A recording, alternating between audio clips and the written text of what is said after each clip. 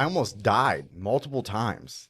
And like, it's a blessing to be here. And like, I used to live to die, and now I'm dying to live. Yeah, that's cool. And it's like, why would I not share that? We are at such a different point in our world, and like the landscape of like usage has changed. There is no more kick the man out to the street and good luck, buddy. Call me when you're finished with that taco bottle, or finish that last gram of heroin.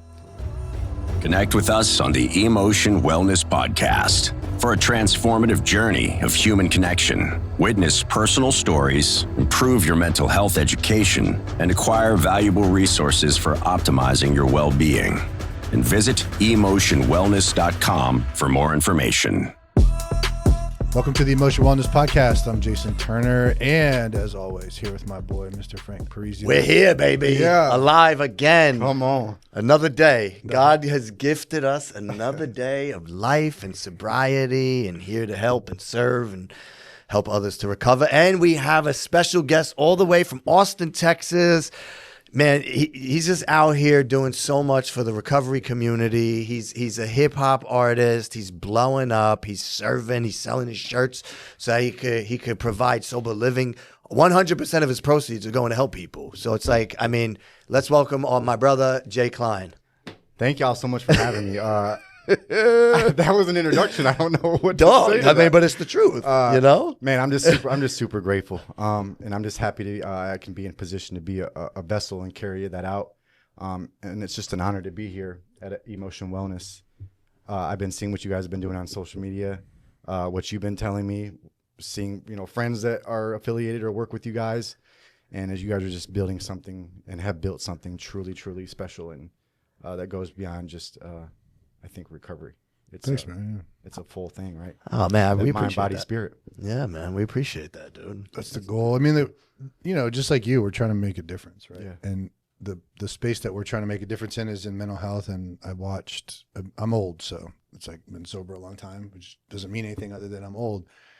And I saw people get mistreated seeking help in big ways. It's gotten a lot better, but it was really, really bad. And so I had to do something, and this was the answer. I'm like, I'm either going to blow my head off or I'm going to get into the solution, because I can't sit here and watch, And the crazy part, man, is like we were doing it to ourselves, like meaning people who the recovered community who was owning programs was like hurting their own. We were eating our own people, like devouring them and putting them on the street to teach them a lesson and all that bullshit, So thank you for saying what you say. It's really important for us to, create a completely different experience for people. And I love what's happening in the world right now as far as recovery and mental health. Like you have a stage, right? And it's becoming mainstream.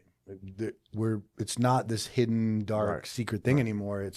We're out there, we're telling stories, we're using creative outlets, and I'm not, I have zero musical inclination or talent or any of that, but watching you and your passion and seeing what you're up to, it brings a lot of spark to my heart, because man, we need more of that, right? We do. We're doing our thing on the podcast, and you're doing, you know what I mean? So it's this idea of bringing all those different pieces together. Yeah. I think the beautiful thing is, like, we all have a story and we all have a voice. And, for me, like music and motivational speaking and whatever any other endeavor I use, podcasts for you guys, workouts, etc. These are vehicles, and how do we further carry a message beyond just maybe in the rooms? Or rooms are great. I love them. I go to them. But like, I feel like it has to be a little bit more. We got to really find that purpose, and like the 12 steps in the program, it provides that foundation. But like, I think a lot of people are like, well, what comes next? I feel like it has to be a lot more. Yeah. And I think it's okay to say that. I used to make a lot of apologies. Yeah, you're right. Sometimes I apologize. Maybe that's my character defect still. I care about what people think still to a degree, but Yeah. you got to be careful. Well, and honestly, man, no, I also think the group norm and the group think regarding different programs, and I'm not here to knock it. Like, that's the thing. Back in the day, we used to say nobody who has tattoos gives a shit about someone who doesn't have tattoos. Right, Like I don't go look at you and be like, you ain't got tattoos, you ain't cool. But Right. people without tattoos will look at someone with tattoos and have a thought about it. Sure. A while ago, it's a little bit more mainstream. In recovery rooms, it's like I have nothing to say about somebody who attends Alcoholics Anonymous. Yeah. But people who attend Alcoholics Anonymous have a lot to say about somebody like me who doesn't attend. Sure. Right. And so it's like this weird, and I don't want that. It has a purpose. It is wildly powerful. It changed my life, and it's not an active part of my life at this point. Yeah. You know what I mean? And there's nothing I don't need to say sorry for that. You don't need to apologize. And it does need to be more. We need to not be anonymous. Right. Like that's how things get changed. Absolutely. Right? Absolutely. There's other, look at the HIV movement. When you look at the way that had to change, it had to go more specific. You can't get anything done with a bunch of people being like, I can't talk because. Right. Mm-hmm. Yeah, I think that just continues to perpetuate to some degree. Although I understand why the tradition was like, don't be anonymous. I get that. I don't particularly subscribe to it. I respect others, but like for my own, I got to be loud. I almost died multiple times. And like, it's a blessing to be here. And like, I used to live to die and now I'm dying to live. Yeah, that's cool. And it's like, why would I not share that? We are at such a different point in our world, and like the landscape of like usage has changed. There is no more kick the man out to the street and good luck, buddy. Call me when you're finished with that taco bottle or finish that last gram of heroin. It's you go back out to the street, and if you do a certain really any substance nowadays, you may not make it back off one hit. Yeah, no, you're totally right. Like I used to talk about like back in the day, and I think even now it's like, okay, if you're alcoholic, some bad shit might happen, but the chances of you losing your life with one night of drinking, not that it can't happen, it's just not as prevalent. But if you're doing other substances, it could literally One time, fentanyl. gone. It's killing everybody. And like I said, also being loud is like, I think that's how we take our story back, and we take the power out of the shame and the guilt and the embarrassment and the remorse. And like, we can transmit that once we start living another way, thanks to the 12 steps and a lot of other things, great mentors and sponsorship and other things that like, it gave me an idea and a foundation to start thinking a new way. But like the way I wanted to carry that out is like, how do I rid myself of that shame and guilt? And I'm all about empowerment. I want people to feel empowered. Were you doing the artistry that you're doing now before you got sober? I was, yeah. And my thing has always been, even when I was like still like making music, I still always wanted to like make a difference and make an impact. But the only thing was the way I was living didn't allow me to be able to do that. So like my songs content has always been, it's never been glorification of like anything like, I never glorified violence or objectifying women. But there was party songs and there was real life songs, but like, I guess I was asking because it's like sometimes people will enter recovery and find a creative side. Yeah. So I didn't even know I like to do this, and now I'm Right. Well, I was actually able to rekindle it. Because when I'm in that world, like in the using world, like I thought I could still be like a famous rapper one day and also do large amounts of drugs and party. Cause like some of the people I viewed, I thought that was possible. Certain artists, I'm not gonna say their names, but like, we know big name artists, see them sipping lean and parties all day. And it's like, yeah, that's attainable. You can live a life of success and use. Let's look at the evidence. that may be true for them. I don't know what goes on in their personal life or what goes on behind when the cameras stop. But for me, when I'm in that world and the substances I use, it's a full-time job. So like, yeah, there'd be a studio session, and then it's like eventually I'm at the studio nodding out, and then no one wants to work with you. Or yeah, I'm going to write songs, and I can't do that because I got department stores to go steal from, or I'm waiting on my dealer, or I'm withdrawing and I don't feel good. And then it consumed me so much that there was no creativity to even to even let out, because I was so engulfed in that world and that lifestyle, and it took everything from me. And for a long time, I was under the delusion that, again, even rock stars, if I do this, I will feel even a lot more. I need this. I need a gram of heroin or a bag of heroin, and then I'm just gonna zone out and zen out, and I'm gonna make the most magical music, and I'm gonna touch all these people. And it was a delusion in a pipe dream, because none of that ever happened. So, what's the biggest difference that you've witnessed for yourself since engaging in the form of artistry that you're doing now in recovery? Like, what's the thing that stands out the most to you? I think for the longest time, I think like we can put ourselves in boxes. For a long time, I was so scared. Like when I first got sober, I was like, man, I'm so afraid to be labeled as a recovery rapper. Don't label me as that. And then it's like, as the time went on, I was like, you know what? I don't care what you say. I'm just an artist that happens to make recovery-based music. And what I found was that I can, like I said, use that as a vehicle to transmit experience, strength, and hope in song form. Like, do you notice a difference with? I imagine there wasn't much purpose prior to getting sober, right? With your music, it maybe you wanted it, but you weren't. It must have been hard to to link it up. Do you notice how different it is with performing with purpose? It's the greatest high I've ever had in my life. It's the greatest high I've ever had. And it's real.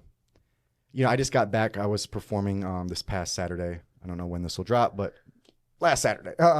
And big recovery festival, 400 plus people there, performing and sharing stages with artists that I used to look up to, detoxing in a rehab or in a sober house bed, watching them. And I got to go share the same stage as them. That's badass. Yeah. Like, so I guess like my whole outlook has changed. Like, I don't do this to get famous. I don't do this to get $1 million or to get a Billboard charting single. If those happen, great. I'll accept. But that's not the point, and that's not the purpose. The purpose is, like I said, it's the vehicle to transmit this. And when I got people that are coming up to me after that performance and saying, I've never heard anyone put it like that, and the way you go up there, I'm very known for being passionate. I can't turn it off. I'm sorry. Don't. And I won't. I don't want you to. And when I get on that stage, I put every single bit of me on that stage, and I want everyone to feel that. And then just to have people come up to me, and it's like, that's where that bridge of communication gets to happen, transmitted from experience, strength, and hope in song form to now it led to me to an interaction and conversation. It's like, you just told my story up there.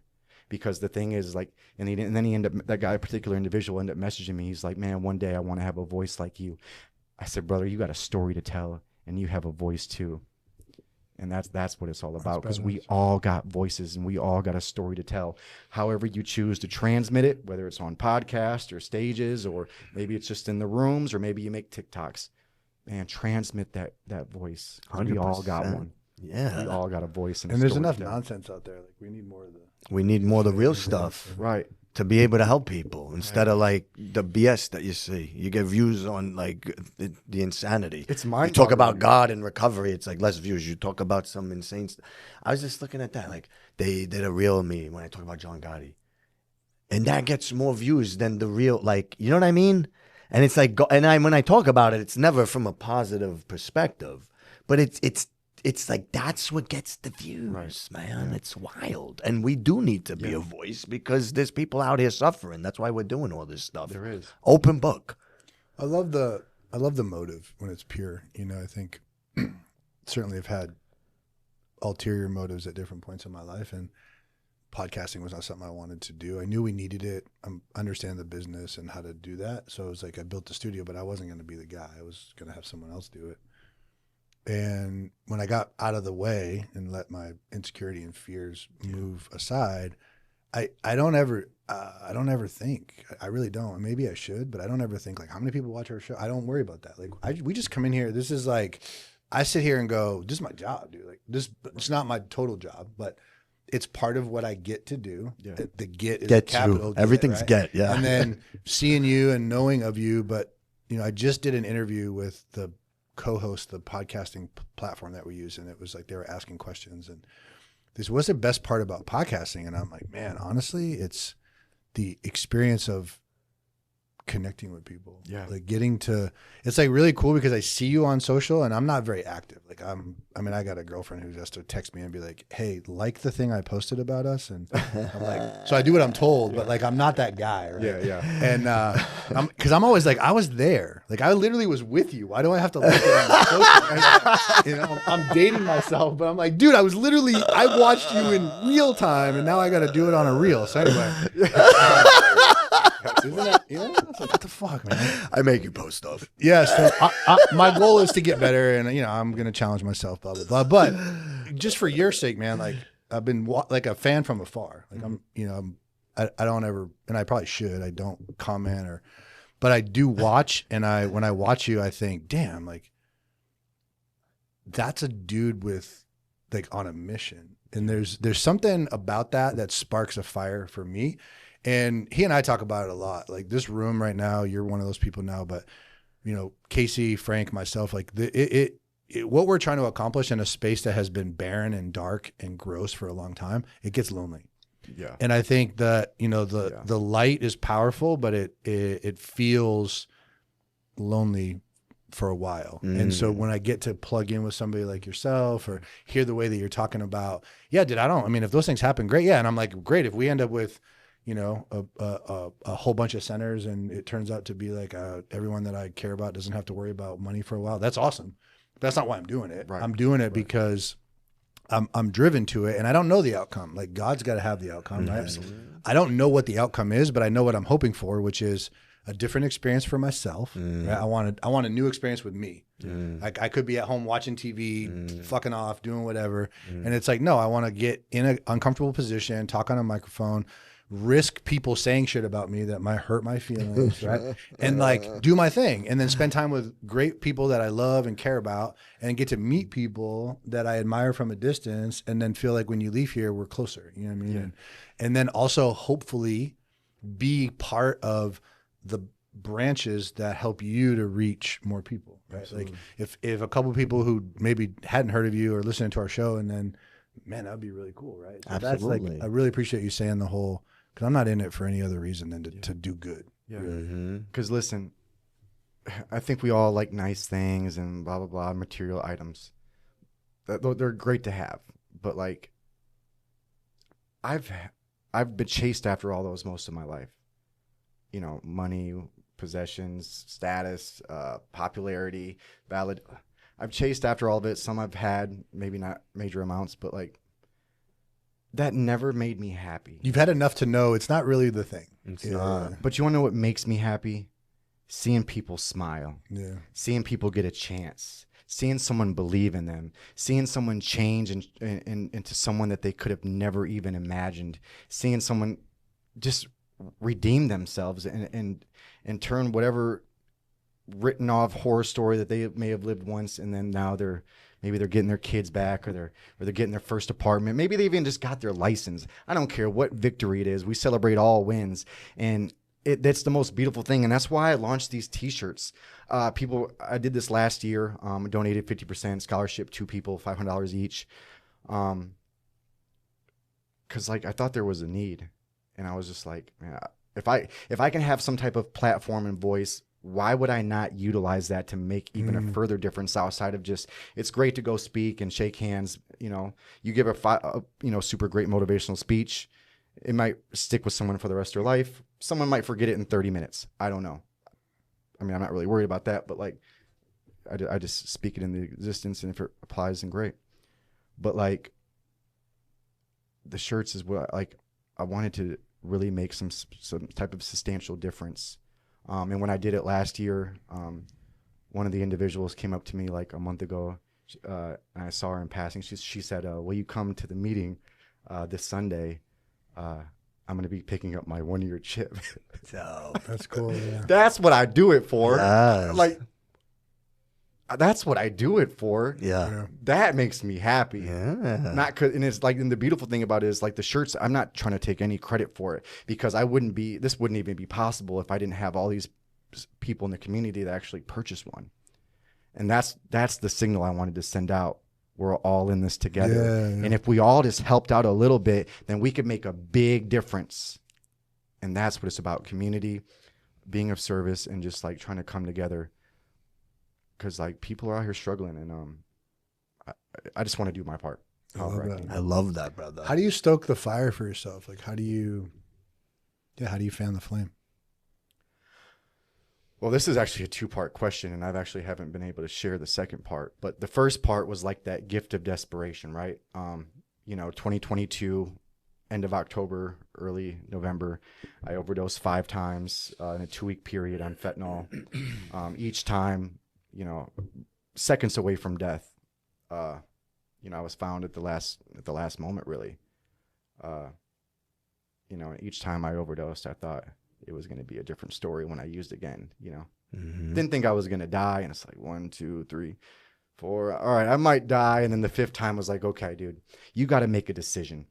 And it was after that 5th overdose that I was laying in a hospital bed, and it's like life just hit me for like once in my life. And I'm like laying there, and I'm just like realizing like it's like a Rolodex of memories and emotions that just channeled through my mind and my body. And I'm like, what am I doing with my life? 31 years old. I haven't had a car since 2009. I don't have a savings. I have $200 to my name. No one wants me around. Family doesn't invite me anywhere. Kicked out of every sober living I go to. Homeless. I'm even getting banned from dingy motels now. Like, what am I doing with my life? And it was there I had a revelation of like, you're either going to die or you're going to live. And you better pick one quick, because time is passing by, and time is all we got. And so I got out of there, and I just, I hit the ground running. It was, this right here is the manuscript. I don't know if y'all can see it, but gratitude, patience, acceptance, trust, and faith. And then I have another one that says, trust the process, don't rush the process. Those were that was my mantra. And these were the principles that I lived and breathed every single day, from day one of sobriety. Cause it's anything that we face in life revolves around these principles. If you can apply these and carry these out, then that's how I can operate in love, compassion, and care. And, and then eradicate the ones like fear. And not saying that these things don't crop up, but this is my defense. And then just trusting in the process. For once in my life, I didn't want to, I've tried to get sober. I never had longer than like 30 days, but like prior to this, but like I always wanted to feel like I had to reassemble everything and get everything back immediately. And for once, I just kind of took my hands off of it. And I just focused on building my life up brick by brick, brick by brick. And, I didn't even get on social media. I mean, I would post here and there in the beginning, like maybe a status or two. And I was like, I'm not even going to focus on that right now. Let's focus on building me up. And I don't know, it's like 90 days sober. I was at a meeting, and I just felt this presence inside of me like never before. And I was like, I got a voice, and I got a story to tell. And I shared at this meeting, and this lady came up to me, and she says, I really like what you shared. I could see you giving TED Talks one day. I said, that's it. It's wild how that works, yeah. And then I started sharing it all. Listen, I've always been, I've been on stages before, even prior to recovery, obviously. And like the first 90 days, I was scared to share in a meeting. I felt like I had nothing to offer. I feel like I didn't have a voice. And I'm like looking around, and we got people like 5 years and like pillars of like sobriety and recovery. And it's like, I'm a guy that relapses. That's what I do. And then I started changing that narrative, and it's like, yeah, I got a voice. And so I started sharing at meetings quite a bit, and people kind of noticed that that's what I got so kind of known for, was like I give passionate, because I just can't help it. I'm alive. Why would I not take advantage of that? I'm alive. Yeah. The world needs more of it, man. There's a lot of people walking around asleep, dude. And anesthetized from trauma, dissociation, depression, and just not being excited. So like your passion is the world needs it. because people feed off of it, and it may not ignite someone to be as passionate as you, but it'll lift them up just a little bit. Because just being in a room with this fucker, it's like every time he shows up, my whole day changes. Energy, right?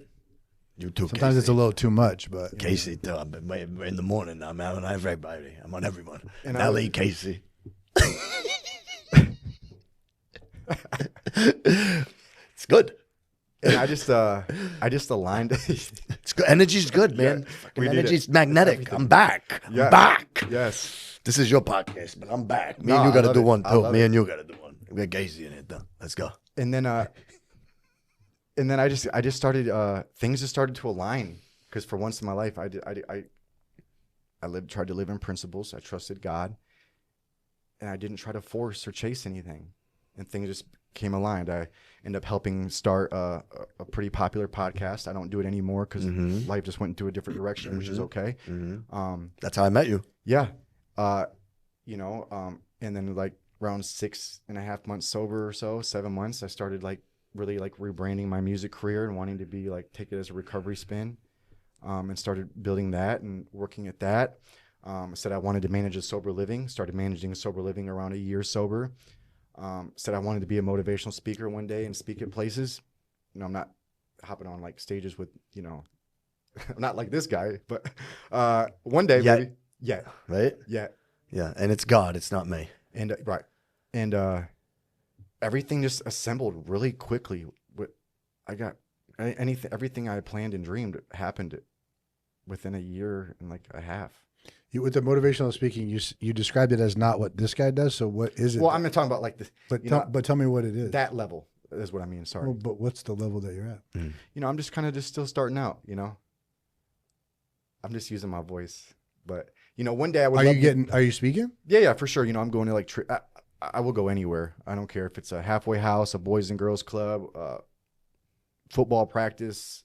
I'll go anywhere. So we like to play with words here. Yeah. And I wonder what it might be like for you to take out the, like, not like this guy and nothing big and replace it with. He told me we were going to do this too. Don't fucking tell people. No, I didn't tell them what we're doing. I didn't say that, but like, they don't know what we're doing.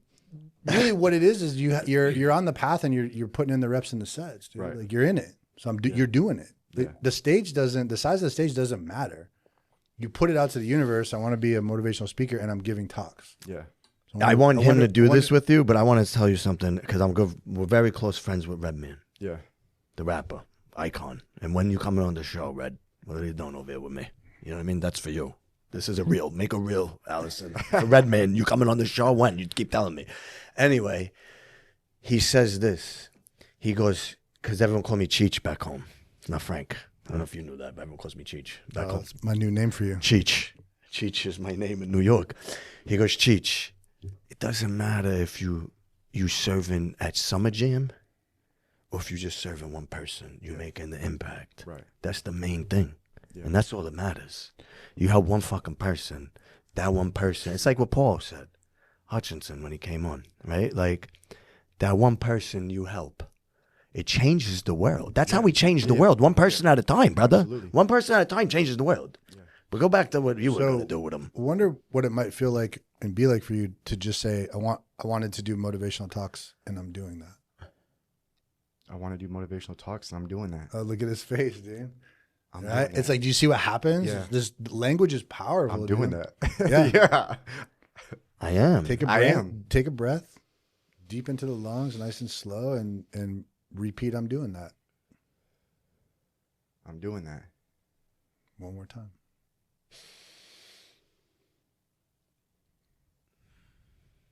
I'm doing that. Nice. I'm doing Last that. one. You're going to own this one. I know it. So you can see it happening, right? It's this. I'm doing that. There you go. I'm doing that. Yeah. And I've been doing it. Yeah. How's that feel? It feels great. Yes. And this is where I'm actually kind of glad we did that, because this is where we kind of segue into the second part. It was like right when I hit my 2 years. So my sobriety date's 11/03/2022. And it was like right when I hit my 2 years that life kind of just started to, it just started to change a little bit. I started like, and I think this is where maybe some of this still kind of resides. I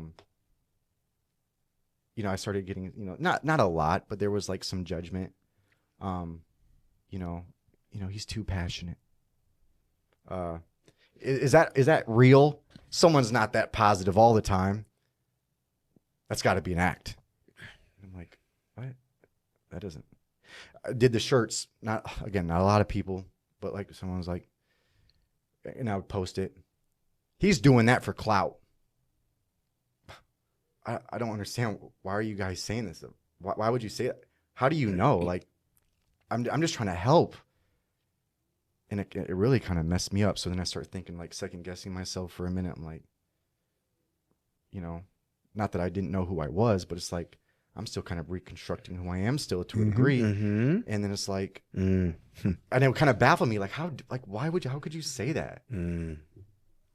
Because, while it was very minimal, I can get 100 hearts, but I'll look at the one person that laughed, reacted. Or I'll look at all the beautiful comments, but I'll look at the one like, yeah, this guy is a fraud. Or not that I ever said that, but like whatever. All the positive comments, you look at the one that's not. And I started to focus on like the things that are not. And then, there were some other things that happened. Like, I got involved in kind of like a relationship, situationship. And, I reached this level of success rather quickly. And I found myself in a spot where I kind of slowly started to not totally embrace these principles, not trust God, not give God credit, baffled and confused, like how that relationship thing didn't work out, and I thought it was meant to be. So I'm like going home after like a long day of work, and I'm just like laying in my bed and I'm staring at the ceiling and I'm like, this isn't making sense. And I was just so confused. Like, my internal condition for the first time in sobriety has been disrupted. And I was like, it really messed me up. And I'm like, why am I feeling this way? I got all these people telling me I'm an inspiration and they're proud of me. Those were not words that you told me. I got people looking up to me. I'm supposed to be a life coach and motivational speaker, sponsor guys. I'm not supposed to feel like this. And this was around January of this year. And again, I'm not bringing God into this. I'm not utilizing, these things because I'm thinking like I'm not supposed to feel like this. I'll just suck it up and this too shall pass. And I would suck it up, be miserable for a week. It passed. Coast is clear. Show's back on the road. I go again and then something will rekindle from whatever one of those things that I didn't deal with at the time. And then I'm back laying home in the bed, staring at the ceiling. What is the point? What is the use? Why am I feeling like this? It doesn't make sense. I'm not supposed to feel like this. And then I had so many people like I just wanted to help people. That's my goal. I don't care. I don't want anything. I just want to help people. I want people to feel that light. And I remember getting up one morning and I'm feeling like I want to kill myself. And I remember getting up and I'm just like so desperate, like I need to take a break and I just need to take a day for myself. And there was a voice in my head that says, I'm sorry, Jacob. I don't have time for you right now. I don't have time for you right now. I got all these people that are waiting on me to help them, and I got to go help them because that's what I'm supposed to do. I'm sorry. I don't have time for you right now. And I would go out there, and I'm not getting vulnerable with anybody. I'm afraid to. And I rode like that from January till about, I don't know, June.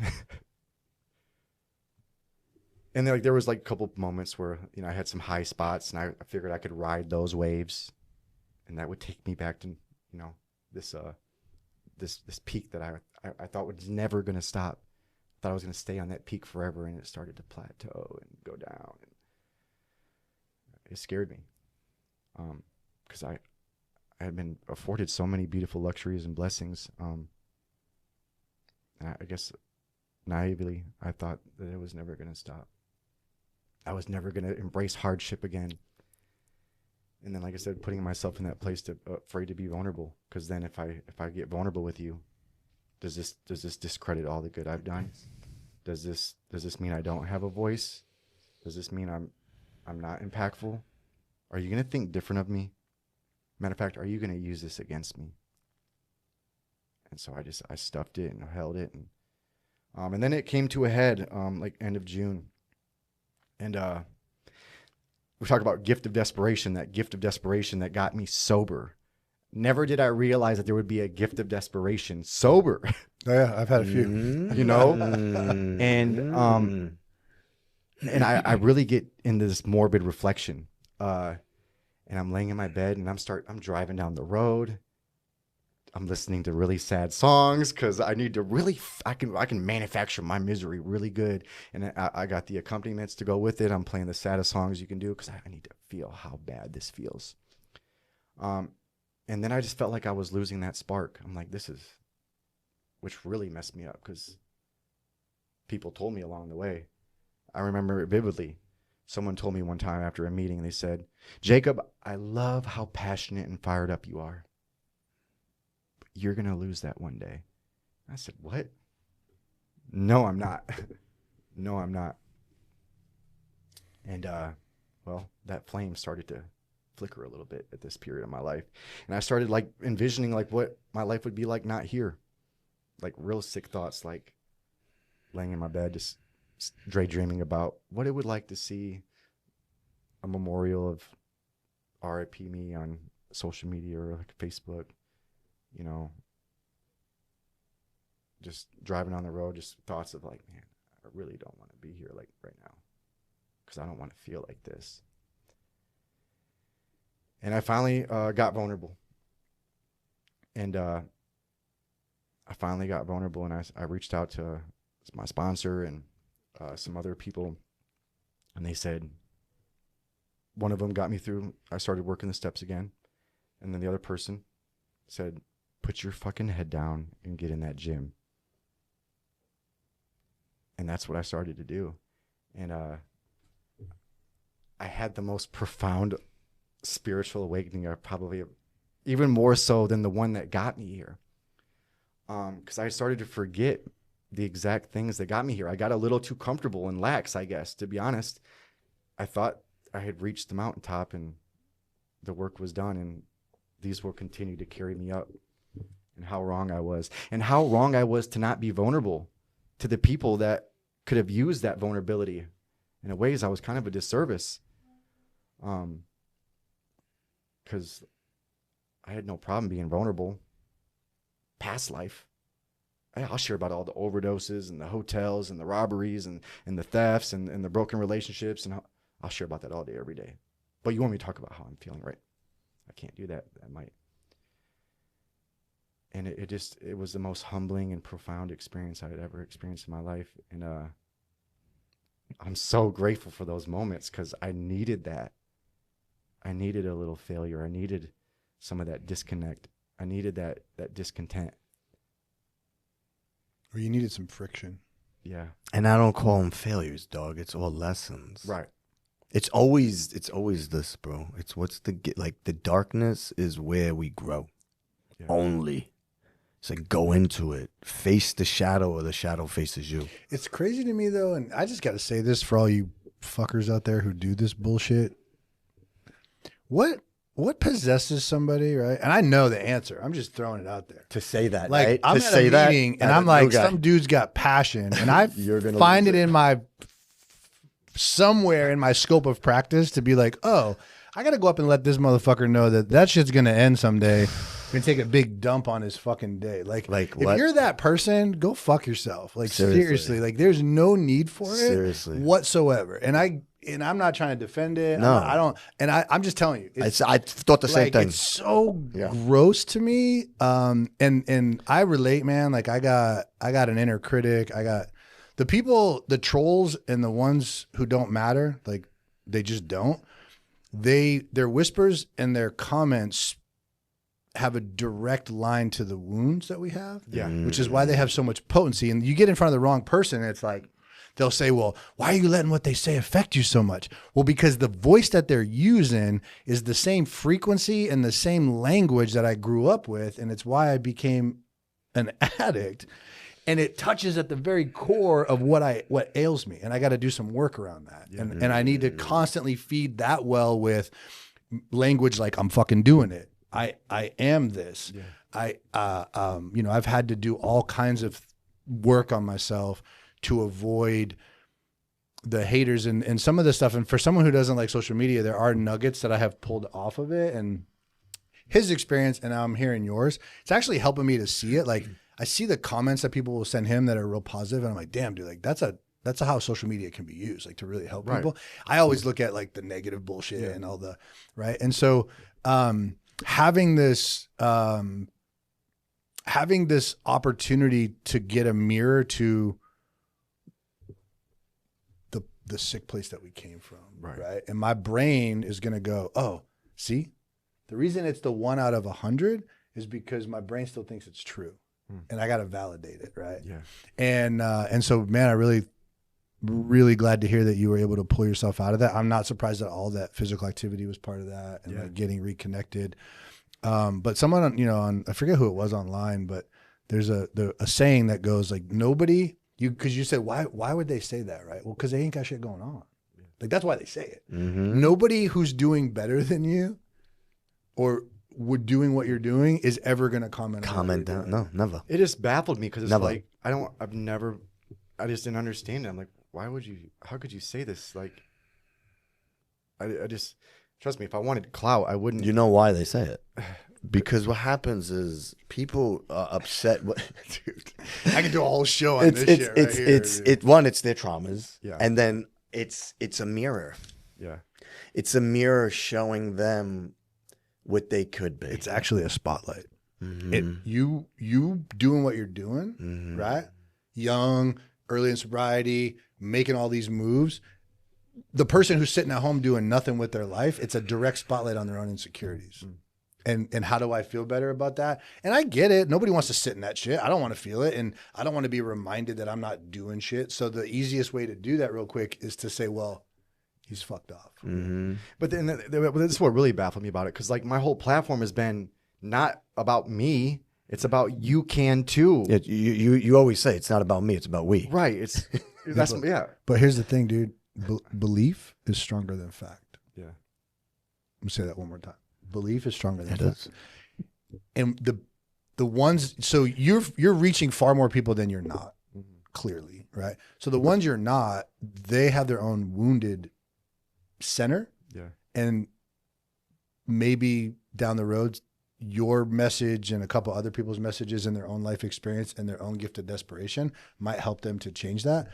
But I wouldn't, and I'm not saying you don't know this, but just from somebody who's dealt with it on a pretty intense level internally with my own crazy head, man, the mission that you're after and the one you're on, so much better served by focusing on the ones who are, like, that's how I do it. It's like, oh, I want to go over here, but I tell these guys all the time, thank God for emotion for myself, because my own lack of healing and woundedness and the different parts of me, I could go down those rabbit holes much easier, but now I have the business to be like, oh, I got people who are depending on me. Yeah. I got Casey, I got a team, I've got a mission, I've got investors, I don't have time for this bullshit. Right. And me and him help each other all the time with that, because people come out of everywhere, man, to say some dumb shit to make themselves feel better. And I tell him on a regular basis, I'm like, bro, don't even respond. Like, just, like, don't. I know. You know, like, seriously, we do. And I get why we do. And it makes total sense. But and really, when we're sitting around here talking about it, it's like, seriously? Yeah. Mission driven. Like, if you're not part of the mission, and that's what people get upset about too. It's like, when you have a true mission, you know your mission here. If you're not part of the mission, don't get upset if I got a distance, because we're not here for breakfast, lunch, and dinner. The way I look at it is like we're in battle, bro. And if we're not all in battle together, guess what? We're going to get picked off. So if we don't got the crew and we're walking in that direction together, it's going to slow everything down. Right. And we're not here for breakfast, lunch, and dinner. We're here to make a difference. We're here to change stuff. And I don't think that everyone is meant for that. Like I don't. And so it's like I don't judge people who don't. But when it comes up, it's like when they're opening their mouth about shit that they don't have any business really talking about. It's like, I don't care that you don't have a mission.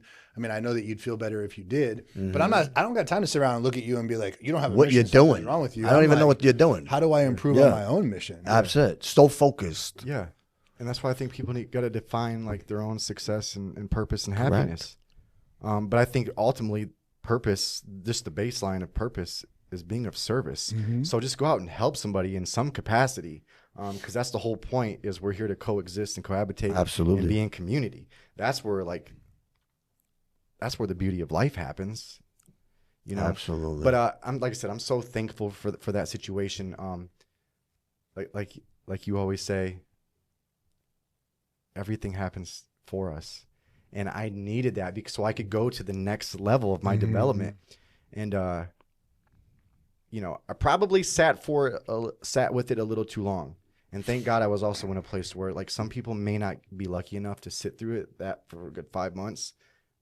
Some people, you know, that's I could have used, but that was not an option because, you know, that's not going to be an option for me.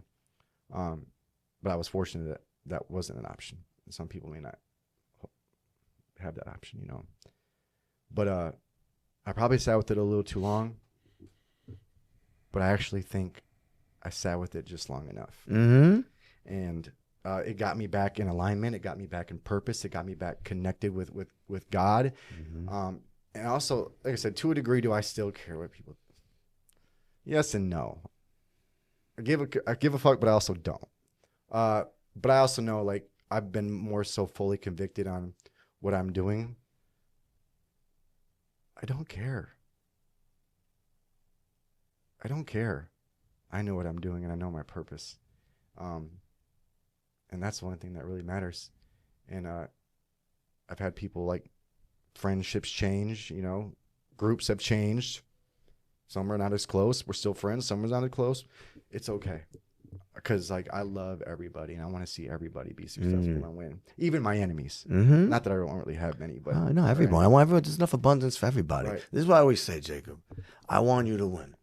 But listen, if we're not on the same frequency, just stay at your table. Yeah. You know what I mean? Create your own table. You said that. We got our table here. Yeah. You know what I mean? But I want everyone to win. I truly do. Yeah. You know? So coming out of this process for yourself, it sounds like a reemergence. Yeah.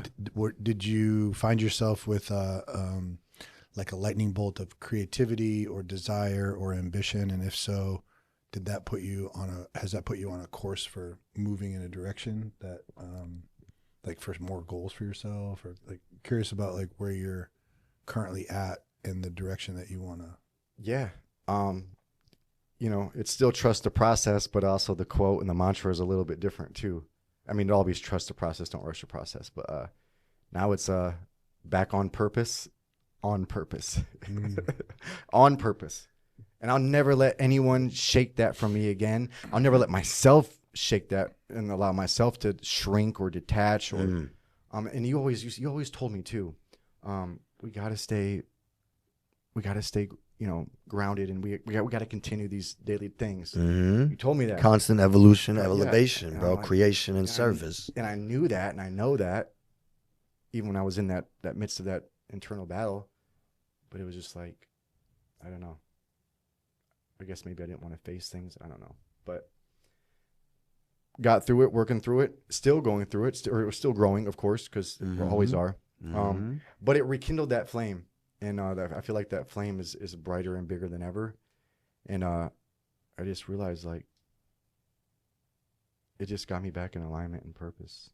And brother, the beautiful thing is like when you're able to like talk about things like this. That's why I love this stuff, because none of us are invincible, bro. Yeah. And the more vulnerable we can get, then that it allows other people to see us and be able for them to be able to be seen as well, because then they're able to say, you know what, I'm going through the same thing as you. Like you talk about this stuff, I go through this. I talk to him. Look at my arm. Look at my arm. Every 3-4 weeks in a row, I get needles in my arm. I get tests. I gotta keep you don't think that affects me? Yeah, I'm not Superman.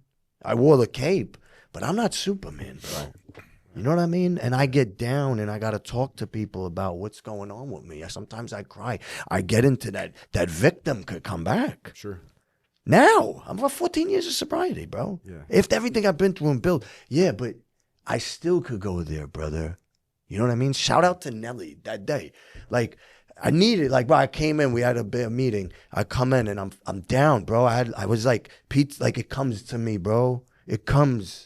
Yeah. I get sad. I start thinking of my son, and I've been driving out, and I'm freaking crying, dude. I get to our meeting, I'm freaking crying. Nelly gives me a hug, man. Like, that fucking hug meant so much to me, dude.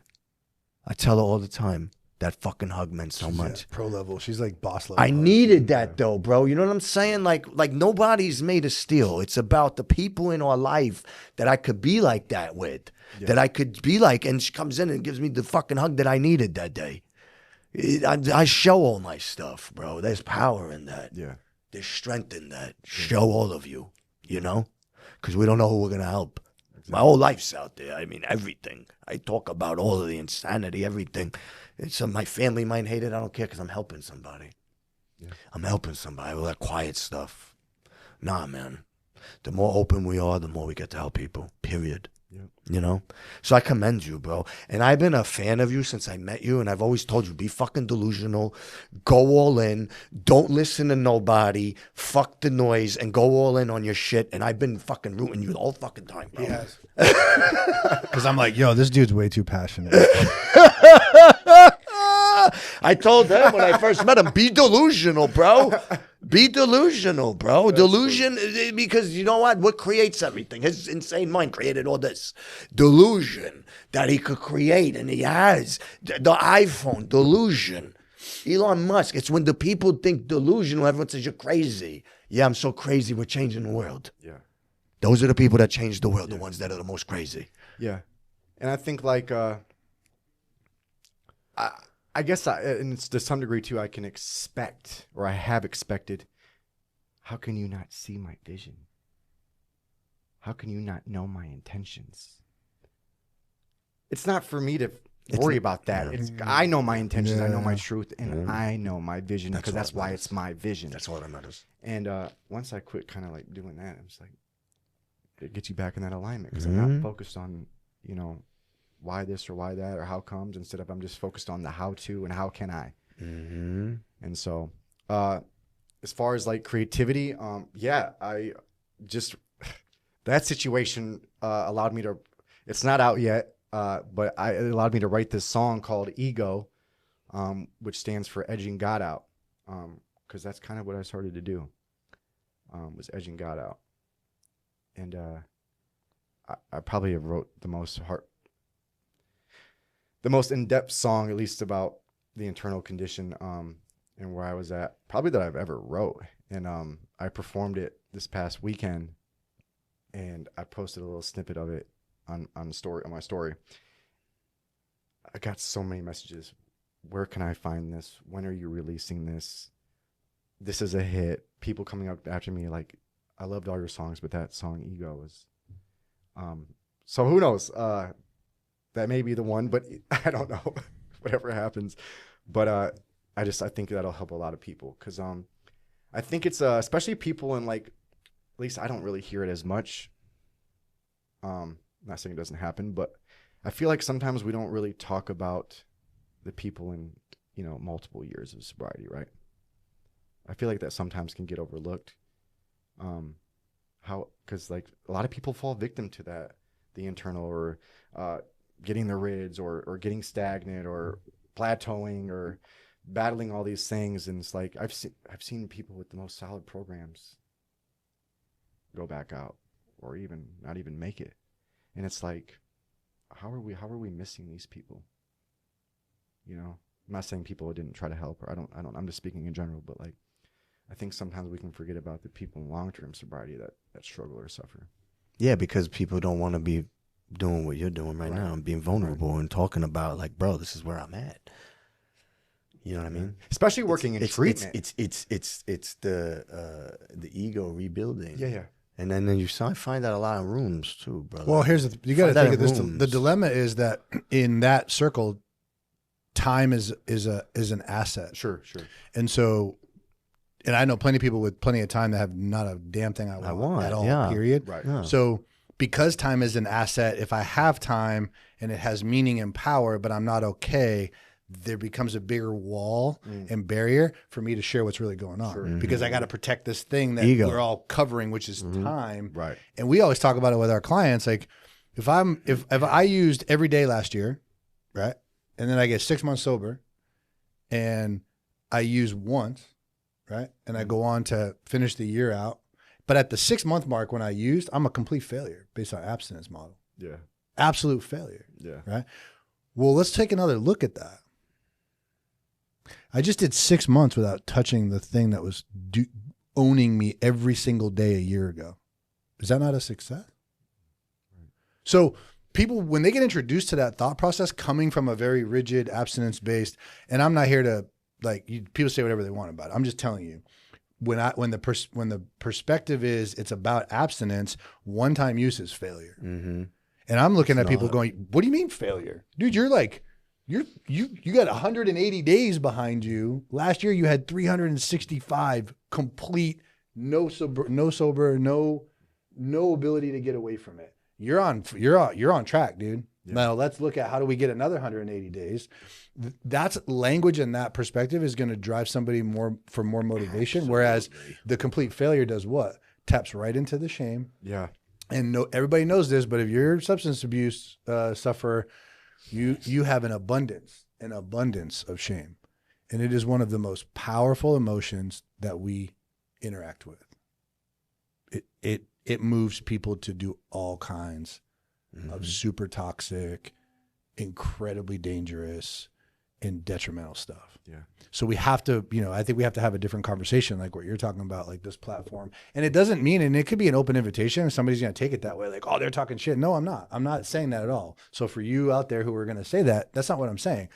I am saying there is value in taking a different perspective. Mm-hmm. And I'm not here to say that the other way doesn't work. It's worked for many people for a long time, but it's not the only way. And I'm here to say that clearly. And if it doesn't work for you, that's okay. Because so many people fall into the trap of it's not working for me. There's something wrong with me. Sure. And it's like, wait, what? I had a guy on social text me the other day up in New York, and I'm shouting you out, bro. I know you. I'm not going to mention your name, but he's like, bro, I fucked up 3 years. I relapsed. I said, did you? How many times you use? Once. So I said, bro, dust it off the shoulder. You had 3 years. Your mindset is telling you you relapsed and you're a failure. Dust it off. You had 3 years. Dust it off and get back on the horse, bro. And like that language totally shifts someone's thought process. Exactly what you said. Versus because it's been programmed in him that he's a fucking failure. This guy had 3 years of sobriety. So his mind has been programmed that he's a failure. He's not. He had 3 years of sobriety. You know what I mean? Yeah. And that's the way people need to look at it. It's a completely different way. And that's why we do talk a lot about language, bro. So like you said, I think this ego song, so I can tell you have a lot of pride about this song, Ego, and that's good. Yeah. You said, I think it's probably the most meaningful song I've created. Yeah, and most vulnerable too. So why don't you say that sentence, but take out the think and the probably. This is the most vulnerable song and meaningful song I have ever created. How's that feel? Empowering. Yeah. So it's like it's called soft talk, right? And so probably and think are in the realm of soft talk, where it's this idea of set a goal for yourself. Just pick a goal. I want to reach 10,000 people this year. So pick whatever it is. Yeah, I just want to reach I want to reach 10,000 people. All right. With your message of recovery. Yeah. Now add a kinda, sorta, and a probably in that sentence. I'm sorry, so add a kinda, a sort of, and a probably. I kind of want to reach 10,000 people this year. Now say I sort of. I sort of want to reach 10,000 It's a people. fucking joke, right? Yeah. Like, this is the way we talk. I kind of think maybe possibly I'll go do this thing. It's like, no, get rid of the soft talk, use direct language, watch your life transform even more so than it already is, right? So you have mass talent, dude. You've got an amazing message. You've got tons of passion. Don't let anybody slow you down. And I really do think, and this is just my gig, it's my thing. It's changed my life, but I really would encourage you to look at the soft talk language and get definitive with the statements that you have, because you're worth it. Yeah, absolutely. And whether I say it or not doesn't really matter, because it's the beacon and the homing signal that you have emitting from yourself. That frequency has to own it, because it doesn't matter how many people say you're amazing. That's you look at we're talking about 12-step recovery. How many people do we know that were circuit speakers that would give a talk, get off the podium, have 400 people come up to them and say, "You changed my life with your talk tonight," get in their car, go home and feel what? Alone. right. Yeah. That's because the core says, I'm not good enough. And it doesn't matter if 400 people get their heart close enough for our coherence to even measure up. And like, you express gratitude and love to me. If I don't do it myself and I haven't changed it, nothing's going to pierce the veil. Nothing. And it sounds like you're already on track. And I feel like if you just continue to pay attention, and you're a lyricist, right? So like the words are in your music, like it's a big deal, right? So I feel like it's right up your alley. So. Yeah, I love that, and thank you for that. Yeah, that's empowering. So let me ask you this, bro. How long have we been on here? But I know what Frank's gonna ask. What's next for you? I do want to know what is next for Jay Klein. Like, what is it? What's on the deck for Jay Klein? That's what I want to hear. Really, I'm taking on new challenges. I'm taking on new uncomfortabilities. I'm finding new ways to grow, and I'm working on, as far as musically, just putting out singles, all different types, wherever, any type of song or content. I just record I just write and record how I feel, and I just put it out there. Is there an album coming? Maybe not now. I don't know. Just for right now, singles are just a lot easier to market and promote. I'm still trying to like grow my music base. So sometimes there's more. It's more strategic to just do singles as opposed to just putting out a full body of work with like not an actual rollout plan or, some type of thing to really support like an album. Yeah. So yeah, I mean that'll probably maybe in the cards next year. But for right now, we're just rolling with singles, and we'll see how this goes. I'm booking shows and I'm booking speaking events. So I'll be speaking next month somewhere, wherever it takes me. We should get him down here for a rad talk. Yeah. Jamie about that. Let's get him on for a rad talk. Yeah. We do a meeting once a month, a big. Yeah. Yeah. Like I said, I go wherever I'm asked to go, I go. So yeah. We'll get you down for that. Wherever. And you can perform. Yeah. Yeah. So, and then, I'm just, like I said, I'm just finding new ways to grow and just be rooted in purpose and stay passionate and stay consistent. The fitness aspect of things have really helped transmit this. Cause, I started, shout out to Sean Livingston. He's the one that got me in. I'm not saying I'm an avid runner, but I've been running. And that's for one, that's a phrase I thought I would never say. And also that's an action I thought I would never do. But what I found is that running is like probably the biggest metaphor for life, because you don't want to do it. When you're doing it, you want to stop and you want to quit, but you keep going. And, it helps you stay present too, because it's like a marathon runner. They're not worried about getting to mile 26 or whatever. They're focused on that 1 mile. And it's like, that's life. That's trusting the process, not rushing the process. 1 mile at a time, one breath at a time, staying in rhythm and in motion. All that stuff translates into life. I just did a trail run like 3 weeks ago. A 10-mile trail run through rough and rugged terrain, like Saturday morning, waking up at 5:30 to go run at 7:00. Nice. I did a trail run, dude. What? I'm gonna go do a Spartan in November. That's where it's like the more comes in, right? Yeah. how else can I grow? Where else can I find ways Yes. to continue to advance and level up spiritually, internally, mentally, and physically? You know, more, you know, you texted me the other day, how early can you be at I said, what time? And I'll be there. Let's work out. Let's go. Let's chop it up afterwards. And I had him ground. yeah. He never grounded. After we trained, he grounded. You know, so that's what it's all about. And just continue to remind myself and remember what I'm here to do. And don't let nothing shake that. And if you got something, whoever's listening or watching, you got something, you have something, and go share that. Don't let no one stop you or take you from that. I love that, brother. How do people, do you have like, can you tell people how to get to your shirts and access you? Yeah, I got 4 or 5 different designs. I'm pretty accessible on any social media platform. Facebook, government name, Jacob Klein, Kline. Instagram, @officialjklein. TikTok, official J Klein. Those are like the primary ones I use. But it's just a simple message. I don't have an online store right now, so I'm just kind of doing it old school, out the trunk. Yeah. But also message me on social media too. And I ship anywhere. I just shipped Wisconsin, Michigan, Ohio last week. Awesome. Went to Odessa, sold 50 shirts at one event. You know, and like I said, everything goes back to I love giving back. So when I said I want to see people smile and see someone get a chance and have an opportunity, that's what brings me joy. I love it. I love it. Well, man, thank you so much for coming on This today, was my fun. brother. Listen, great.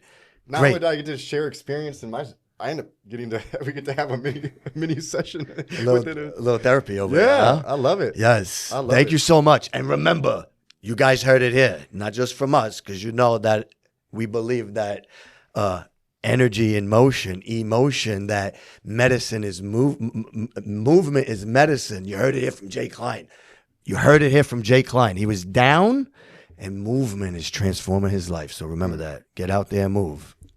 Thank you for connecting with us on today's episode of the Emotion Podcast, where we discuss all things mental health. Connect every week as we explore incredibly intimate stories of persistence and hope. Delve into mental health education and explore valuable resources. Available on YouTube, Apple Podcast, Spotify, or wherever you get your podcasts. And visit emotionwellness.com for more information.